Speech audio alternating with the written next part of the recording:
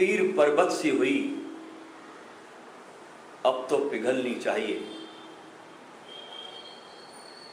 इस हिमालय से अब कोई गंगा निकलनी चाहिए। आज ये दीवार पर्दों की तरह हिलने लगी, शर्त लेकिन इतनी थी कि ये बुनियाद हिलनी चाहिए। सिर्फ हंगामा खड़ा करना मेरा मकसद नहीं, सारी कोशिश है कि सूरत बदलनी चाहिए। मेरे सीने में ना सही, तेरे ही सीने में हो, कहीं भी लेकिन आग आग जलनी चाहिए।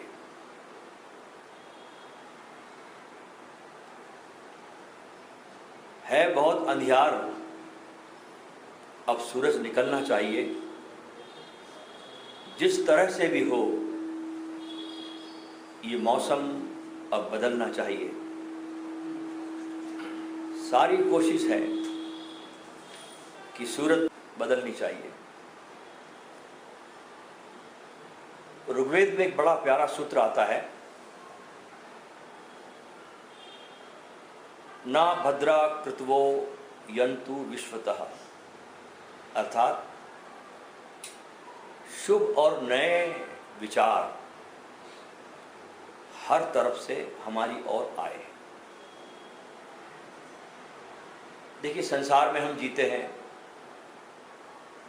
और इस जीवन में बहुत स्मृतियाँ, बहुत यादें हमारे साथ जुड़ जाती हैं।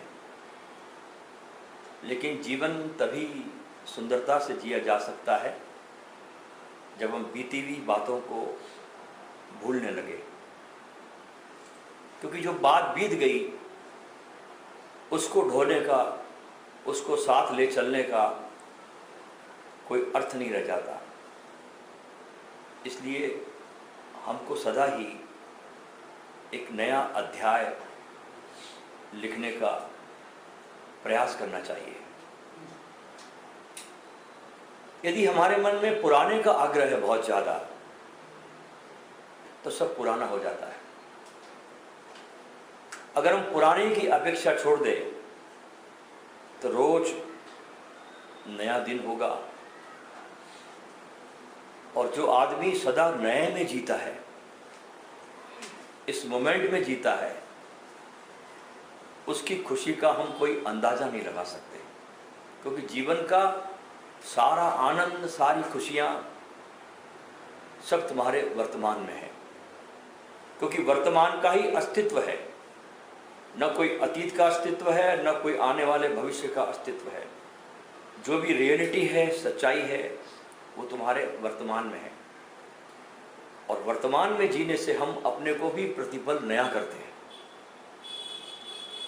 तो पहली बात तो मैं आपसे ये कहना चाहूँगा कि दिन तो रोज नया आता है, लेकिन इस नए दिन को हम देख नहीं पाते। इसलिए हम साल में एक दिन नए दिन को देखने की कोशिश में लगे रहते हैं। नया साल आएगा तो नया देखेंगे, नया साल आया तो नया देखेंगे, जबकि रोज नया साल है, रोज नई मोमेंट आपके जीवन में है। क्योंकि दिन तो कभी भी पुराना लौटता ही नहीं। दिन तो छोड़ दीजिए, जो पल जा रहा है ये भी वापस लौटता नहीं। हर पल, हर क्षण नया है। लेकिन हमने अपने आदतवश अपनी पूरी जिंदगी को पुराना कर डाला है। और इस पुरानी जिंदगी में हमारी तलाश मन में नए की बनी रहती है। और वर्ष में एक आध दिन, कभी जन्मदिन पर, कभी नए साल में, कभी कोई फंक्शन पे, अपनी इस तलाश को हम पूरा कर लेते हैं। लेकिन सोचने जैसा है कि जिसका पूरा साल पुराना हो, उसका एक दिन नया कैसे हो सकता है? पूरा साल जिसने पुराने ढंग से जिया हो, उसका एक दिन में नया कैसे हो सकता है? जिसकी पुरानी को देखने की आदत हो, वो एक दिन को नया कैसे देखेगा? आज जो सुबह हुई उसको कैसे देख पाएगा आदमी? वो तो आज को ही पुराना कर लेगा। जब भी कोई चीज मर जाती है ना तो शुष्क हो जाती है। तुमने कभी मरे हुए आदमी की लाश देखी? कैसी हो जाती है? अकड़ जाती है। वैसे ही सांप्रदायिकता की मान्यताएं हैं, विश्वास है। उस सांप्रदायिक में, विश्वासों में हम अपने को अतीत में जोड़कर पुराना करते रहते हैं। और नया करने के नाम पर यह मत कर लेना कि एक माँ गुस्से में अपने बेटे से पूछती है, तू बाल क्यों नहीं कटवाता है? बेटा बोला, क्या प्रॉब्लम है माँ, ये आजकल का फैशन है। माँ गुस्से में बोली, आग लगे तेरे इस फैशन को, लड़के वाले कल तेरी बहन को देखने आए थे, तुझे पसंद करके चले गए। नया मन चाहिए, और नया मन जिसके पास हो उसे कोई दिन पुराना नहीं लगता। जिसके पास ताजा मन हो वो हर चीज को ताजा और नया कर लेता है। नया करने के लिए मकान का नया रंग रोगन कर लेते हैं, पुरानी कार बदल कर नई कार ले लेते हैं, पुराने कपड़े की जगह नया कपड़ा खरीद कर लाते हैं। हम चीजों को नया करते रहते हैं क्योंकि नया मन हमारे पास नहीं है। हम वस्तुओं को बदलते रहते हैं, वस्तुओं को नया करते रहते हैं। नई कार खरीद लेंगे, नए मकान खरीद लेंगे, नए कपड़े खरीद लेंगे, नए जूते खरीद लेंगे, लेकिन जो भीतर बैठा हुआ है ना वो बहुत पुराना है, उसको हम नया नहीं करते। अच्छा, कितनी देर तक चीजें नहीं रहेगी? कपड़ा लाया अपना खरीद के, कितनी देर नया रहेगा वो? एक बार पहना पुराना हो गया, एक बार जूते पहने काम खत्म हो गया, एक बार कार आपने ले ली, शोरूम से निकाली, एक चक्कर लगाया, कार पुरानी हो गई, अब ध्यान दूसरी कार पे जाने लगा, क्योंकि मन हमारे पास पुराना है। जब तक जो नहीं मिलता तो नया होता है और मिलते ही पुराना हो जाता है। तो चीजों को नया करने वाली इस वृत्ति ने सारे जीवन को बड़ी कठिनाई में डाल दिया है। आदमी की ये बड़ी पुरानी चाल है। क्या है कि असली मुद्दों को दबा के छोटे छोटे मुद्दों में किसी तरह की मुक्ति को खोज ले, और वो नहीं बदली है। सुख ढूंढने की आदमी की अभिप्सा नहीं बदली, आलसी मन की परंपरा पर चलने की वृत्ति नहीं बदली, धारणा नहीं बदली। एक बच्चे ने अपने पापा से पूछा, पापा आपने मम्मी में ऐसा क्या देखा कि शादी कर ली? बच्चा पूछता अपने बाप से कि पापा आपने मम्मी में ऐसा क्या देखा जो आपने शादी कर ली? पापा बोले, बेटा उसके गाल का छोटा सा तिल कमाल का था। बच्चा बोला, कमाल है पापा, इतनी छोटी सी चीज के लिए आपने इतनी बड़ी मुसीबत मोल ले ली?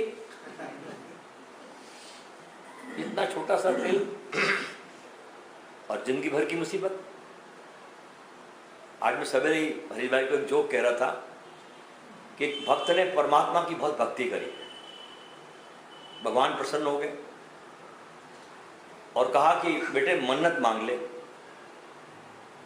तो उसने कहा, भगवान आप प्रसन्न हो गए तो बस एक काम करो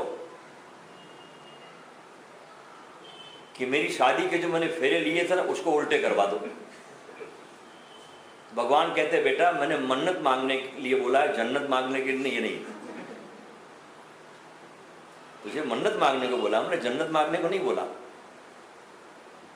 दुनिया में दो ही तरह के लोग हैं दोस्तों, एक वे जो अपने को नया करने का राज खोज लेते हैं और एक वे जो अपने को सदा पुराना बनाए रखते हैं और चीजों को नया करने में लगे। इससे सारी दुनिया भरी पड़ी है।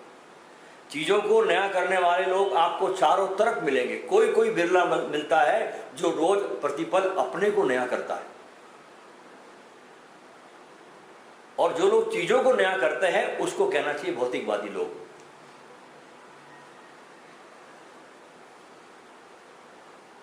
और अध्यात्मवादी वो है जो अपने को नया करने में लगता है। नया मकान बनाओ भौतिकवादी कहता है, नई सड़क लाओ, नए कारखाने लगाओ, सारी व्यवस्था नहीं करो, लेकिन आदमी नहीं बदलता।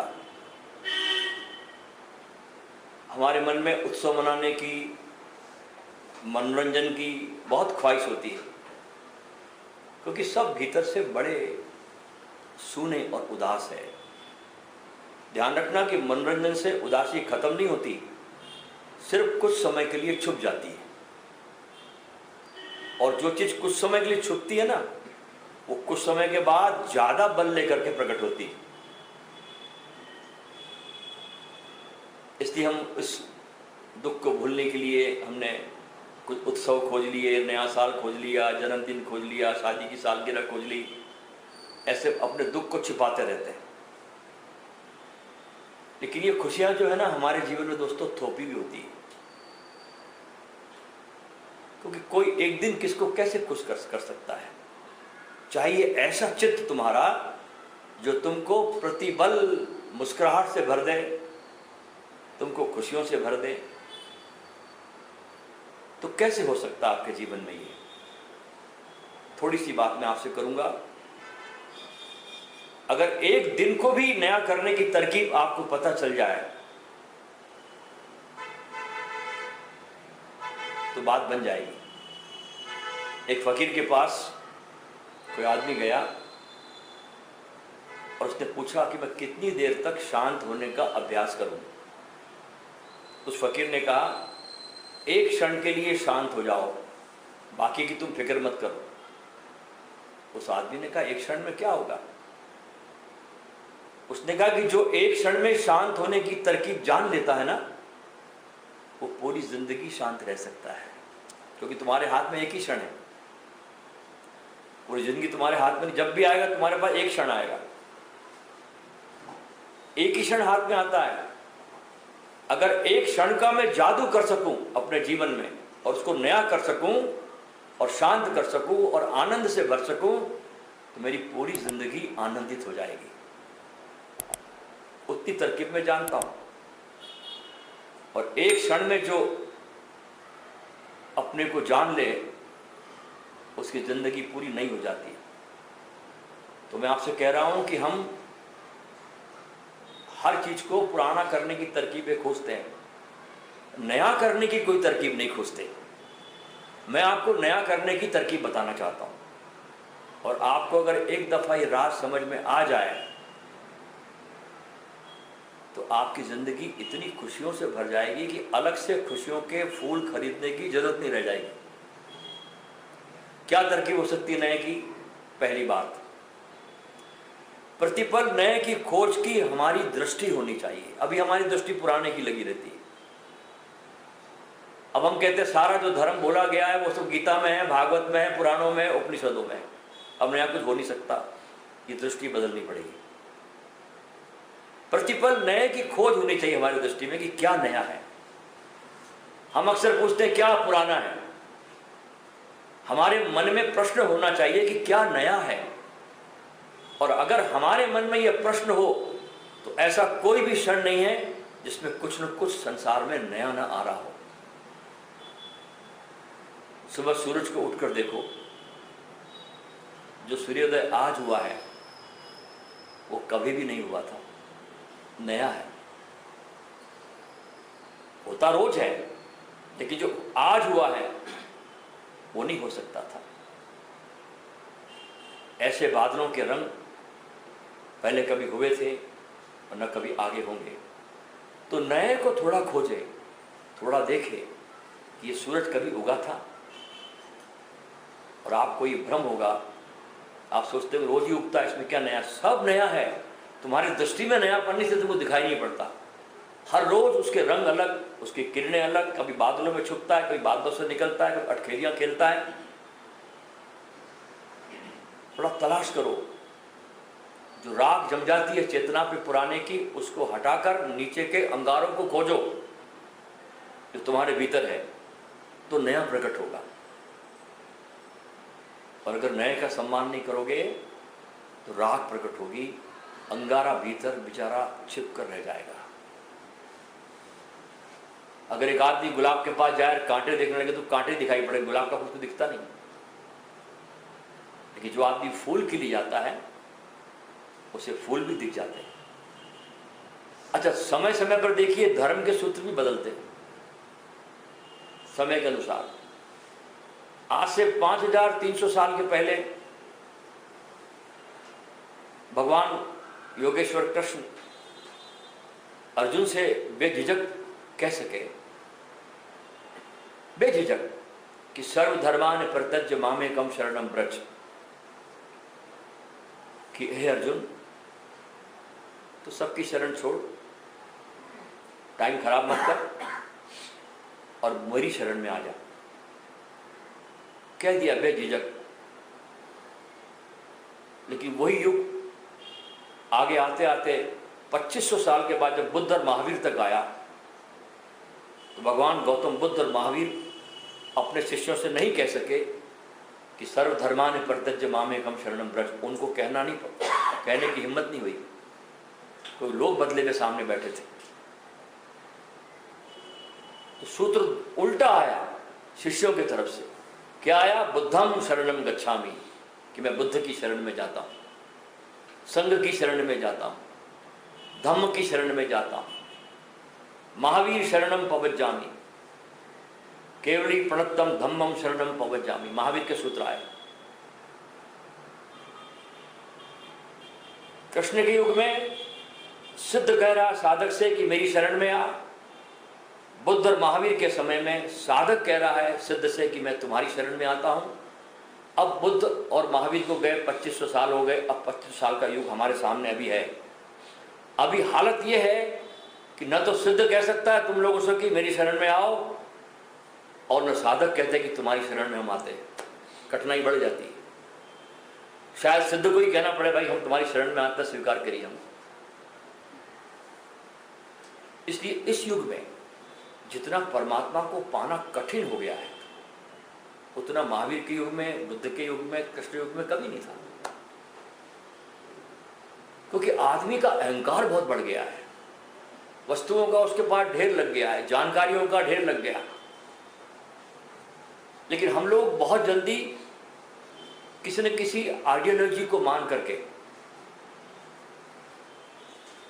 अपने हाथों से अपने चिंतन की अपार क्षमताओं को मार डालते हैं। देखिए, हृदय तो धार्मिक व्यक्ति का इतना बड़ा होना चाहिए, ध्यान से सुनना मेरी बात। जो व्यक्ति वास्तव में धार्मिक है उसका हृदय इतना बड़ा होना चाहिए कि उसको अपने विरोधी को भी सुनना आना चाहिए। किसी भी संप्रदाय में, न सिद्धांत में न शास्त्र में, किसी भी चीज में साधक ने सख्त नहीं होना चाहिए। लेकिन शक्ति बहुत अलग ढंग से आती है, ध्यान रखना, तुमको पता भी चलता नहीं। तुम अपने गुरु को सुनते हो, तुम्हारे हर एक के अपने अपने गुरु होंगे, अपने अपने संप्रदाय होंगे, अपनी अपनी मान्यताएं होंगी। तुम अपने गुरु को सुनते हो, तुम उनको प्रेम करते हो। कोई अगर तुम्हारे गुरु के खिलाफ बोले तो तुम तत्क्षण सख्त हो जाते हो। इस प्रकार से तुमने जीवन नहीं पाया, मौत पाई। ध्यान रहे कि जो बोल रहा है, जो बुराई कर रहा है, शायद हो सकता है वह भी सही हो सकता है। तो लोचपूर्ण रहना, फ्लेक्सिबल रहना, उसकी बात भी गौर से सुन लेना, और भी गौर से सुन लेना। जितना कि तुम अपने गुरु को प्रेम करने वाले की बात सुनते हो, वैसा ही उसको भी सुनना जो तुम्हारे खिलाफ बोल रहा है। क्योंकि अपने भक्तों के बीच, अपने गुरु भाइयों के बीच तुम घूमते रहोगे, उनसे तुम्हारी दोस्ती होगी, मैत्री होगी। लेकिन जो तुम्हारे गुरु के खिलाफ बोल रहा हो उसकी बात तो बहुत गौर से सुन लेना, क्योंकि वो एक दूसरा पहलू प्रकट कर रहा है, ख्याल रखना। और सत्य बहुत बड़ा है, तुम जो मानते हो उतना ही सत्य नहीं है। सत्य बहुत विराट है, बहुत बड़ा है, तुम्हारी खोपड़ी से बहुत अलग सत्य है। तुम ये मत कह देना कि तुम गलत हो, वो सही भी हो सकता है। उसकी बात गौर से सुनना और कोशिश करना कि उसमें भी कुछ सत्य हो तो निकाल लेना।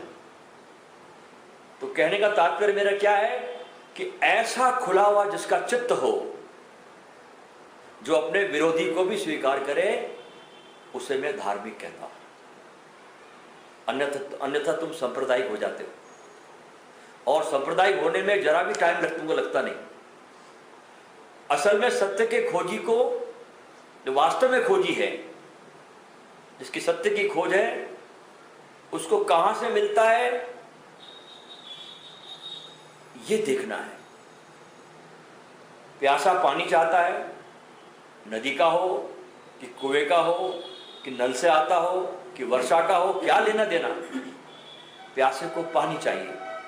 सत्य के प्यासे को सत्य की खोज है, इसलिए अपने द्वारों को कभी बंद नहीं करना।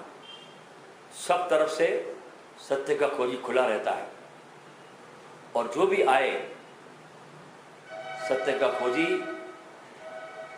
उसमें से अपने सत्य के पानी को खोज लेता है और उसे धन्यवाद दे देता है। तो धन्यवाद देना, तो तुम्हारे गुरु के खिलाफ बोले, तुम्हारे खिलाफ बोले, तो उसकी बात सुनना, एकदम से तुम उसको इग्नोर मत करना। अगर तुम उसको भी धन्यवाद दे सको जो तुम्हारी बुराई करते, तो तुमने उसको बदलना शुरू कर दिया। बात समझ में आ रही? तुम उसको बदलने का एक मौका दे रहे हो, तुम उसको दिखा रहे हो कि तुम्हारा हृदय कितना विराट है। तुम उसके साथ झगड़ना शुरू कर दोगे, उससे विरोध करना शुरू कर देगा, तो बदलेगा नहीं। उसको प्रेम से सुनो। तुमने उसे जीवन देना शुरू कर दिया, वो चौंक जाएगा, उसको भरोसा ही नहीं आएगा कि आदमी की इतनी बुराई कर रहा हूं मैं, ये हिला भी नहीं। इसलिए किसी भी गुरु को लेकर अपने आसपास संप्रदाय मत बनाना। संप्रदाय कभी भी गुरु को समझता नहीं। जो आदमी सांप्रदायिक हो जाता ना, वो कहता बस मेरा ही सब कुछ ठीक है, बाकी सब गलत है। जब तुम्हारे मन में ये ख्याल आ जाए कि हम जिस गुरु को मानते बस वही सही है, बाकी सब गलत है, समझना तुमने तुम्हारी यात्रा को रोक लिया। तुम खुले में नहीं हो, तुम धार्मिक नहीं हो, तुम सांप्रदायिक हो गए, तुम जैन हो गए, बुद्ध हो गए, हिंदू हो गए, मुसलमान हो गए, तुम लेवल वाले हो गए, लेवल चिपक गया तुम्हारे पर। तो लेवल को नहीं चिपकाना है, खुले रहना है।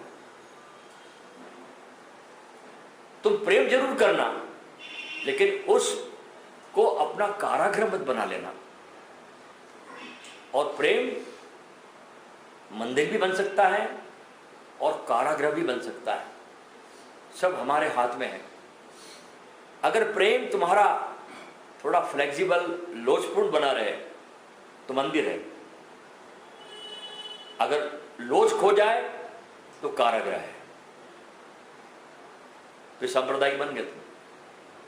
और फासला बहुत बारीक है, तुमको सांप्रदायिक बनने में जरा भी टाइम लगता नहीं, तो फासला बहुत बारीक है। और एक एक कदम संभल के चलोगे तो ही तुम बच पाओगे, नहीं तो सांप्रदायिक तो तुम बने ही हो। हर आदमी सांप्रदायिक बना हुआ है, कोई कोई बिरला मुक्त है इससे। इसलिए सांप्रदायिक जो बन जाता है ना, वो आने वाले किसी भी सद्गुरु को समझ नहीं पाता, वो मान्यता मान गया वो कि मैं ही ठीक हूं, बाकी सब गलत है। इसलिए जब भी कोई धरती पर कोई नया बुद्ध आता है, कोई जागा हुआ आदमी आता है, कोई सत्य को पाया व्यक्ति आता है, उस समय उसका बड़ा विरोध होता है। इसी कारण विरोध होता है कि लोग नए को स्वीकार नहीं करते। तो प्रेम जरूर करो, लेकिन अंधे मत बनना, अपने को खुला रखना। कुछ लोग महावीर के पीछे पागल, तो कुछ लोग बुद्ध के पीछे पागल, कोई लोग कृष्ण के पीछे पागल। तुम तो अपने को जगाए रखना, अपने को बहुत चैतन्यपूर्ण रखना, अपने को विवेकपूर्ण रखना। और मौलाना जलालुद्दीन रूमी का ये वचन याद रखना। रूमी कहता है कि मैं उस व्यक्ति को धार्मिक कहता हूं जो जगत को देखता है और कोई निर्णय नहीं लेता। ये दृष्टि आपके पास होना, जो जगत को देखता है, सब देखता है, और अपनी कोई धारणा नहीं बनाता, अपना कोई निर्णय नहीं लेता, तो ऐसे व्यक्ति के चित्त में धर्म का उदय होता है। उस खाली आकाश में धर्म का प्रकाश तुम्हारे जीवन में आता है। तो बहुत सावधान रहना, बहुत बारीक फासला है धार्मिक बनने में और सांप्रदायिक बनने में। सीखने में जो व्यक्ति वास्तव में उत्सुक है ना, वो हर जगह कुछ न कुछ उसको मिल जाता है। जहां से मिल जाए धन्यवाद दे देगा और ले लेगा, और अतीत को कभी अपने जीवन में बोझिल नहीं होने देता। भविष्य को अपने खुला रखता है। अतीत को कभी भविष्य और अपने बीच में दीवार बनने नहीं देता। वो ये नहीं बोलता कि बस मैंने तो जान लिया, अब जानने को क्या बचा है। जब तुम ये कहते हो ना, अब तो जान लिया हमने, 4 किताबें पढ़ ली ओशो की हमने, अब क्या जानने को बचा है, अब जाना कहाँ है। समझना कि तुमने बहुत सस्ते में सौदा कर लिया, क्योंकि जो यात्रा है सत्य की, this is the journey which begins but never ends. जैसे मेरे पास में एक सोने का गिलास पड़ा हो, मुझे मिल गया, मेहनत की मैंने, मुझे सोने का गिलास मिला, लेकिन सोने का गिलास मेरी मंजिल नहीं है, उसके आगे भी कुछ है और है। और संसार में सब कुछ पाना है, संसार को छोड़ना नहीं है। और बहुत, अभी आपके पास में 6 इंच का गिलास है, 12 इंच का आएगा, 4 फुट का भी आ सकता है, 6 फुट का भी आ सकता है, उसको पाना है। वो पाने के साथ ही आपको सब व्यर्थता का बोध होगा और आपके भीतर वो सूक्ष्म आवाज उठेगी, इसके आगे अब क्या है, इसके आगे अब क्या है। इस प्यास को सदा जिंदा रखना, ध्यान रखना। हम लोग क्या करते हैं, कोई चीज मिल गई, अब वो मिल गई, उसी में हम लोग भोग में उतर जाते हैं, यात्रा को समाप्त कर लेते हैं। इसके आगे क्या है, इसमें हम चिंतन नहीं करते, उसी में डूब जाते हैं और खत्म हो जाते हैं। पशु उसी में डूबा हुआ है, जो उसको मिल गया उसी में शांत होकर मर जाता है। तो संसार में हमको बहुत प्रगति करनी है।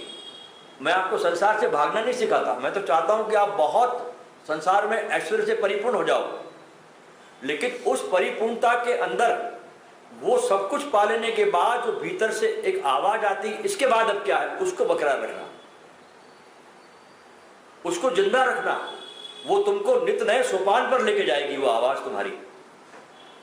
और आपने छोटे छोटे चीजों में अगर अपने को तृप्त कर लिया तो फिर आप बहुत छोटे तबके से जीवन को जी करके विदा हो जाओगे। अच्छा, अब आपको बताता हूं वैराग्य यानी क्या। वैराग्य यानी संसार को छोड़ने का नाम वैराग्य नहीं है। तुमने संसार में बहुत कुछ पाया, लेकिन उस पाने के बाद जो अंदर से आवाज आई, इसके आगे और क्या है, उस पर अगर तुम्हारा ध्यान रहा तो तुम्हारी इन वस्तुओं के प्रति आसक्ति पैदा नहीं होगी। तुम वहां पर वस्तुएं रहेगी, तुम उस पर मोहग्रस्त नहीं होगे, उसके भोग में तुम डूब नहीं जाओगे आकंठ, उसको तुम फेंकोगे भी नहीं, क्योंकि तुम्हारे पास सदा प्यास बनी हुई है। इसके आगे और क्या, और ये आगे और क्या, ये है ब्रह्म का स्वरूप। ये तुम्हारे भीतर जो है ना, ये ब्रह्म है, तुम्हारे भीतर परमात्मा है। ये तुमको छोटी मोटी चीज़ों से तृप्त नहीं होने देता, ये तुम्हारे खिलौने से तुमको आगे बढ़ाता है।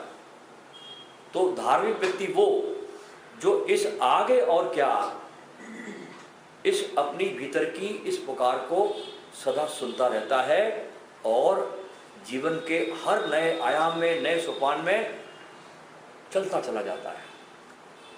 मैं अक्सर लोगों को देखता हूं, उन्होंने अपने करीब करीब यात्रा को समाप्त कर लिया है। कुछ चीजें मिल गई, शादी हो गई, पत्नी मिल गई, उसमें डूब गए, अब आगे कुछ है नहीं।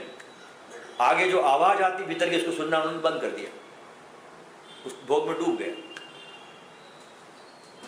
धार्मिक व्यक्ति वो जो संसार के सब चीजों का आनंद भी लेता हो और उस भीतर की, उस परमात्मा की, उस ब्रह्म की आवाज में आगे भी बढ़ता हो।